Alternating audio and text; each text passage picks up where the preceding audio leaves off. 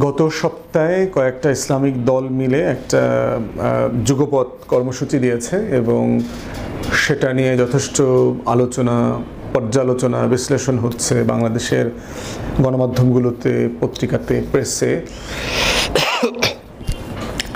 এইটার একটা রাজনৈতিক বোঝাপড়াটা আমি বোঝার চেষ্টা করেছি এর আগে আরেকটা ভিডিওতে।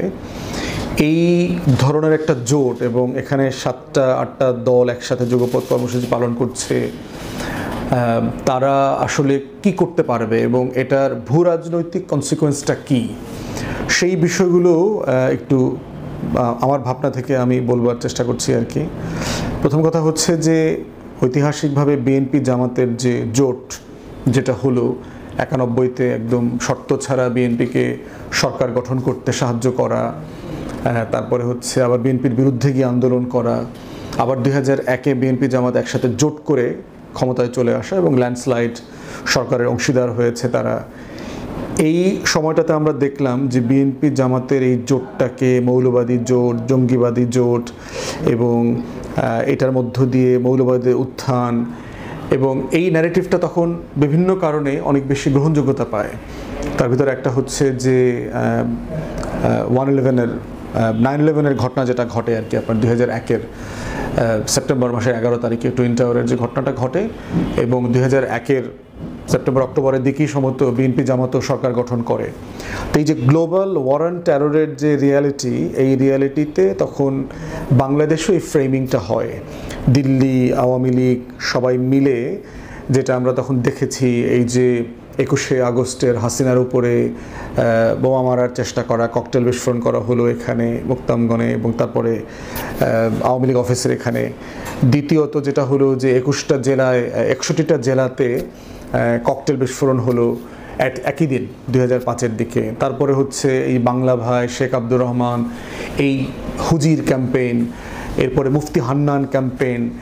এই যে টোটাল বিষয়গুলো আমরা চোখে পড়লো যে কীভাবে ওয়ার অন টেররের ফ্রেমে বাংলাদেশের রাজনীতিটাকে ফেলার চেষ্টা করা।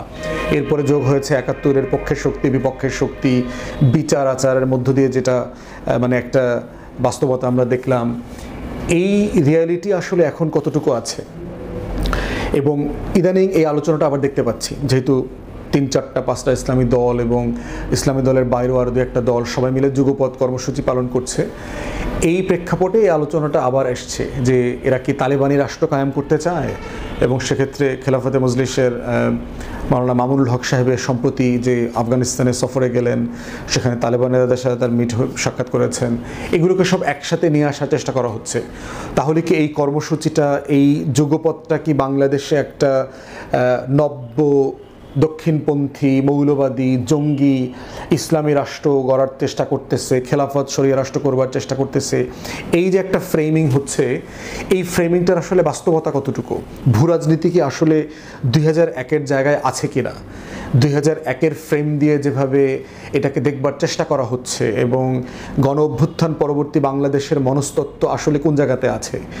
এই যে 2013 সালে আমরা যেটা দেখলাম যে জামাতের নেতাদের প্রশ্নবিদ্ধ বিচারকে কেন্দ্র করে শাহবাগে যে তথাকথিত গণজাগরণ মঞ্চের ফ্যাসিবাদী আচরণ এবং বন্দোবস্ত কায়েম হয়েছিল, সেখান থেকে গণ অভ্যুত্থান পরবর্তী বাস্তবতাতে ডাকসুতে, জাকসুতে শিবির সমর্থিত যে প্যানেল, এই প্যানেলের যে ভূমিধস বিজয়, সেখান থেকে তরুণ এবং যুবকদের, শিক্ষার্থীদের যে মনস্তত্ত্বের পরিবর্তনের জায়গাটা, সেখানে আসলে আমরা কোথায় আছি, আমাদের সমাজ কোথায় আছে, এবং ভূ রাজনীতি কোথায় আছে? কারণ এই ধরনের কোনো জোট হবার বাস্তবতাতে এই আলোচনাগুলো আগামী মাসগুলোতে খুব মোটা দাগে, বড় দাগে আসবে। এবং বিএনপি নেতাদের অনেক বক্তব্য, এই যে জায়গাগুলো আমরা দেখতে পাচ্ছি যে তারা 71-কে আবার বয়ান আকারে ফিরায় নেবার চেষ্টা করছে। তারা এই যুগপৎ কর্মসূচির ইসলামী দলগুলোকে আওয়ামী লীগ যে ভাষাগুলো ট্যাগ করতো, মৌলবাদী, জঙ্গি, দক্ষিণপন্থী, এই ভাষাগুলোতে ট্যাগ করবার চেষ্টা করছে। এগুলো আসলে পরিণতিটা কোথায় গিয়ে গড়াবে?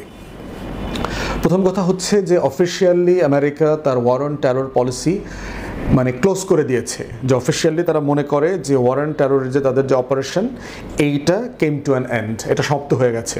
তারা বোধ করছে যে এই যে সো কল্ড আল কায়েদা, আইসিস, এই যে টোটাল ধর্মের নামে যে জঙ্গিবাদ গ্লোবালি উত্থান হয়েছে এটাকে তারা দমন করতে পেরেছে।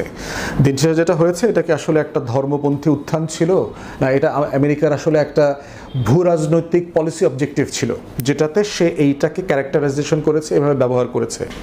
এবং জেনারেল ক্লার্কের যে বিখ্যাত ইন্টারভিউ আছে যারা দেখতে পারবেন পেন্টাগনের, তিনি পরিষ্কার করে বলেছেন ইভেন 9/11 হওয়ার বহু মাস আগেই এই দেশগুলোতে আক্রমণ করবার পরিকল্পনা আমেরিকার ছিল, ওয়াশিংটনের ছিল, যে তারা 7টা মুসলিম দেশকে টার্গেট করেছে, এই দেশগুলোকে তারা দখল করবে, ভেঙে চুরে দেবে, অথবা নাস্তানাবুদ করে দেবে, অথবা সরকার বদল করবে, রেজিম চেঞ্জ, হাইব্রিড রেজিমকে ওখানে ইম্পোজ করা, এগুলো সব কিছু করবে। এটা 9/11-এর আগে থেকেই তারা পরিকল্পনা করেছে। এবং পিনাকের প্রজেক্ট ফর নিউ আমেরিকান সেঞ্চুরির যে লেখা যদি পড়েন, অথবা র্যান্ড কর্পোরেশনের যদি রিসার্চগুলো তখন দেখেন, সেই 99, 2000, 2001-এর, তখন থেকে আপনারা এটা বুঝতে পারবেন যে আমেরিকার এটা ভূ রাজনৈতিক যে অবজেক্টিভের জায়গা ছিল সেখানে তারা ছিল, যে গ্লোবাল মুসলিম কমিউনিটি, মুসলিম পাওয়ারফুল রাইজিং মুসলিম কান্ট্রিগুলোকে কীভাবে দুর্বল করে দেওয়া যায়, ইসরায়েলের নিরাপত্তা করতে গিয়ে চারপাশের মুসলিম দেশগুলো, আরব দেশগুলোকে কীভাবে নাস্তানাবুদ করা যায়, এটা তাদের পলিসি অবজেক্টিভ ছিল। কিন্তু অফিসিয়ালি যেহেতু নেটো পরাজিত হয়েছে এবং কাবুল থেকে তারা 2-3 বছর আগে যে গভীর রাতে পালিয়ে চলে গেছে সব কিছু রেখে টেখে, এই যে নির্লজ্জ পরাজয়, এবং তারা কাইন্ড অফ তালেবানদের যে সরকার, এই সরকারকে মেনে নিয়েছে, অফিসিয়ালি ঘোষণা দিচ্ছে না, কিন্তু কাতার বেস যে তালেবানদের যে সরকার আছে তাদের সাথে তারা রেগুলার যোগাযোগ করতেছে, ব্রিটিশ ডিপ্লোম্যাট, আমেরিকান ডিপ্লোম্যাটরা, ইন্ডিয়ান ডিপ্লোম্যাটদের সাথে রেগুলার মিটিং হচ্ছে, সেখানে দেখতে পাচ্ছি, এবং সেই রিলেশনশিপ তারা মেনটেন করতেছে। তাহলে কিন্তু তারা কাইন্ড অফ এই সম্পর্কটা মেনে নিয়েছে, এই সরকারটাকে তারা মেনে নিয়েছে, যে রিয়ালিটি এইটাকে আমরা এখন আর চ্যালেঞ্জ করতে পারছি না। এইটা একটা বড় জায়গা আর কি। War on terror policy officially close করে দেওয়া, তালেবান সরকারের কাছে আফগানিস্তানে পরাজিত হওয়া এবং তালেবান সরকারকে মেনে নেওয়া একটা ভূ রাজনৈতিক রিয়েলিটি। থার্ড হচ্ছে চায়নাকে কন্টেন করবার জায়গাতে গিয়ে বেশ কিছু ডিজাস্টার হয়ে গেছে তাদের, এবং সেটা করতে গিয়ে ইউক্রেনের যুদ্ধে ইউরোপ এবং আমেরিকা যেভাবে জড়ায় গেছে, এখন ট্রাম্প ফিরে আসার কারণে যেটা হয়েছে, রাশিয়ার সাথে সম্পর্ক, ইউক্রেনের সাথে সম্পর্কগুলোকে আবার রিঅর্গানাইজ করতে হচ্ছে, ইউর সিকিউরিটি যে বলয় আছে, নেটোর যে সিকিউরিটি বলয় আছে, সেখানে আমেরিকার সাথে একটা দূরত্ব তৈরি হয়ে আছে। এই প্রত্যেকটা বিষয়ের বাস্তবতাতে আসলে আমার এখানকার যে ওয়ার অন টেররের ভূ রাজনীতি, যেই লেন্স দিয়ে আওয়ামী লীগের রাজনীতিকে পুনর্বাসন করা হয়েছে, একটা দিল্লি ব্যাকড সোকল সেকুলার ফোর্সকে এখানে রাজনীতিতে রাখা হয়েছে, এবং সেটার জন্য সেন্টার থেকে সেন্টার রাইটের সকল রাজনৈতিক দল, বিএনপি, জামাত, অন্যান্য সকল দলকে ভিলিফাই করা হয়েছে দেশে এবং ভূ রাজনীতিতে, সেই বাস্তবতাটা এখন আসলে আর নাই, এক্সিস্ট করে না। ভিতরে ডোমেস্টিক পলিটিক্সের অবস্থাটা কি দেখেন, ডোমেস্টিক পলিটিক্সে বাস্তবতা হচ্ছে গণ অভ্যুত্থানে আওয়ামী লীগ তার জাতীয় পার্টি 14 দলের যে মানে মানে মানে প্রচণ্ড রকম নির্লজ্জ পরাজয় হয়েছে এবং তাদেরকে দেশ ছেড়ে পালাতে হয়েছে, সেই সিচুয়েশনটা কি আন্ডু হবে কখনো আর ফিউচারে? না, এটা আর হবে না। It's a done case. Awami League জাতীয় পার্টি 14 দলের পলিটিক্স ইজ গন, এইটা আর ফিরবে না। শেখ পরিবারের পলিটিক্স আর ফিরবে না, ইটস গন, এটা শেষ হয়ে গেছে। অতএব সেই রিয়ালিটিতে বাংলাদেশের তরুণদের যে মনস্তাত্ত্বিক পরিবর্তন আসছে, সেই পরিবর্তনটাকে কিন্তু আমাদের বোঝার একটা ব্যাপার আছে। জাকসুরির নির্বাচনটা সেই পরিবর্তনের ইঙ্গিত দেয়। তাহলে কি বাংলাদেশের এই তরুণরা কি ইসলামপন্থী হয়ে গেছে? তারা কি জামাত শিবিরের প্রতি ভক্ত হয়ে গেছে? ব্যাপারটা এরকম? তাও কিন্তু না। আপনারা দেখেন, এক্সাম্পল দিই, গত বছর এই তরুণরাই কিন্তু বৈষম্য বিরোধী ছাত্র আন্দোলনের নেতৃত্বে, তাদের ডাকে লাখে লাখে কোটিতে কোটিতে রাস্তায় নেমেছিল। কিন্তু সেই আন্দোলনের নেতৃত্ব যারা দিচ্ছেন, তাদের যারা ছাত্র সংগঠন, তারা নির্বাচনে কেমন করেছেন? তারা ক্যাম্পাসগুলোতে কি আসলে ভালো করেছেন? না ব্যাপকভাবে তারা খারাপ রেজাল্ট করেছেন। তাহলে গত বছর যাদেরকে নেতা মেনেছিলাম, গত বছর যাদের ডাকে জীবন দেবার জন্য রাস্তায় এসেছিলাম, তাদেরকে এই বছর আবার ভোট দেই নেই। তাহলে কেন নেমেছিলাম আর কেন এই বছর অন্যকে ভোট দিলাম, এই মনস্তত্ত্বটা কিন্তু বোঝা দরকার। এটা পুরাতন রাজনীতি, নতুন রাজনীতি, সবাইকে নতুন করে ভাবার ব্যাপার আছে। এবং সেখানে আমরা বুঝতে পারছি যে পলিটিক্সের মনস্তত্ত্ব গ্রামারে নতুন জিনিস সংযোজিত হয়েছে। সেটা হচ্ছে আমার স্বার্থ, আমার আকাঙ্ক্ষা, আমার স্বপ্ন, এগুলোকে কারা ধারণ করে এবং দিল্লির আধিপত্যবাদের বিরুদ্ধে কে আসলে শক্তিশালীভাবে দাঁড়াতে পারবে, সেই মনস্তত্ত্বের কিন্তু একটা পরিবর্তন ঘটে গেছে। এবং সেই জায়গায় দেখেন, ভূ রাজনীতিতে আরও বড় কিছু পরিবর্তন হয়ে গেছে।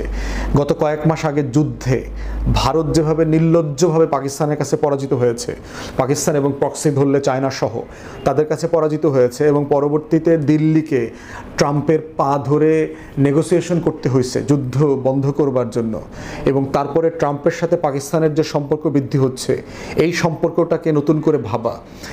এরপরে দেখেন আবার পাকিস্তানের সাথে সৌদি আরবের প্রতিরক্ষা চুক্তি হচ্ছে, আবার ওইদিকে দিল্লির মোদি পাকিস্তানে গিয়ে বেইজিংয়ে গিয়ে হাজিরা দিচ্ছে আমেরিকার অ্যাগেনস্টে বলয় তৈরি করবার জন্য।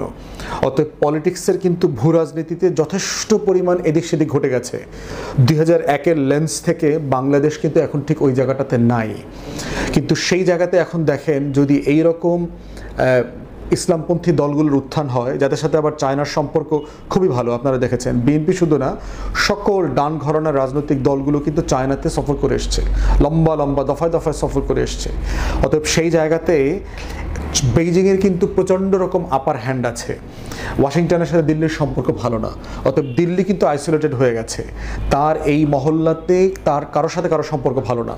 বেইজিংয়ে গেছে, সার্টেনলি এটা একটা বেইজিং একটা রাষ্ট্র আরেকটা রাষ্ট্রকে ওয়েলকাম করেছে, বাট নিঃসন্দেহে সে ভারতকে ট্রাস্ট করে না। তাহলে ভারত আওয়ামী লীগের পতিত রেজিমের একমাত্র সাপোর্টিং ফোর্স, সে আবার দুনিয়াতে টোটালি ডিসকানেক্টেড, তার আবার কোনো বস নাই, মোরল নাই।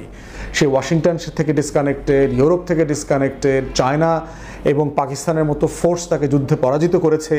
এইরকম একটা রিয়ালিটিতে বাংলাদেশের রাজনীতির বন্দোবস্ত শত্রুমিত্র ভিত্তিতে নতুন রাষ্ট্র গঠন প্রকল্পের কিন্তু নতুন ব্যাকরণ আছে। এই ব্যাকরণ আগের কোনো ব্যাকরণের সাথে মিলবে না। তাই যারাই জুজুর ভয় দেখানোর চেষ্টা করবে, যারা 71-এর চেতনা বিক্রি করবার চেষ্টা করবে অথবা 24-এর চেতনা ব্যবসার চেষ্টা করবে, তারা কোনোভাবেই রাজনীতিতে আর সার্ভাইভ করবে না। যারা দিল্লির আধিপত্যবাদের পক্ষে গতর খাটার চেষ্টা করবে, জাতীয় পার্টিকে কোনো না কোনোভাবে ব্যাকএন্ডে পুনর্বাসন করবার চেষ্টা করবে, সেই রাজনীতিটা আর থাকবে না। এর মানে কি বাংলাদেশের মানুষ আসলে এই শরিয়া ভিত্তিক ইসলামী রাষ্ট্র চায়? আমার কাছে তা মনে হয়নি। বাংলাদেশের মানুষ আসলে সেবা এবং সমস্যা সমাধানের রাজনীতি দেখতে চায়। ডাকসুতে দেখেন ছেলেমেয়েরা কেন শিবিরের প্যানেলকে ভোট দিয়েছে, এবং শিবির আগে কি করেছে এবং এখন কি করতেছে দেখেন। টোটাল পলিটিক্সটা কিন্তু ধর্মে নাই, থিওলজিতে নাই, মতাদর্শে নাই, ডক্ট্রিনে নাই। পলিটিক্সটা সেবায় চলে গেছে, সমস্যা সমাধানে চলে গেছে, কল্যাণে চলে গেছে, ওয়েলফেয়ার পলিটিক্স যেটাকে বলছি। অতএব এই চ্যারিটি এবং ওয়েলফেয়ারের পলিটিক্সটাই হচ্ছে বাংলাদেশে আগামী দিনের রাজনীতি। যেই ব্যানারই করুক না কেন, দিন শেষে আমরা গ্রামে গঞ্জে চষে বেড়াচ্ছি, আমরা দেখতে পাচ্ছি মানুষ রাস্তা পাকা করার রাজনীতি দেখতে চায়, মাটির রাস্তা ইট বসানোর রাজনীতি দেখতে চায়, তার গ্রামে গভীর নলকূপ বসানোর রাজনীতি দেখতে চায়, তার ছেলে মেয়েদের লেখাপড়ার রাজনীতি দেখতে চায়, তার নদী ভাঙনটা ঠেকানোর রাজনীতি সে দেখতে চায়। সে দেখতে চায় তার এলাকায় রামদা মিছিল হবে না, তার এলাকাতে জমি দখলের, বাড়ি দখলের, ইজারা বালুরঘাট, জলমহল, হাট ঘাট মাঠ দখল করা রাজনীতি চলবে না। ফেরিঘাট দখল করা, সেটা মিরগঞ্জে হোক আর মুলাদিতে হোক, এই ফেরিঘাট দখল করার পলিটিক্স সে দেখতে চায় না। সে এখন একটা দেখতে চায় তার ভালো থাকা, ওয়েলবিংয়ের একটা পলিটিক্স।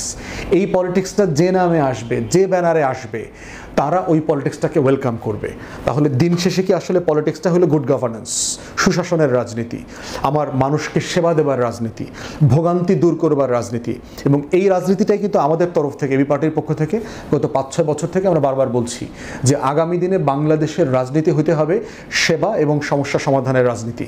এই রাজনীতিটা যে ব্যানারে করতে পারবে সে ভালো করবে পলিটিক্সে। এবং দেখেন ঢাকা বিশ্ববিদ্যালয়ের এক্সাম্পলটা দেই, শিবিরের প্যানেল যে পলিটিক্সটা করতেছে, এটা কিন্তু আমাদের তরফ থেকে আমাদের ছাত্র সংগঠন, ছাত্রপক্ষ করেছে।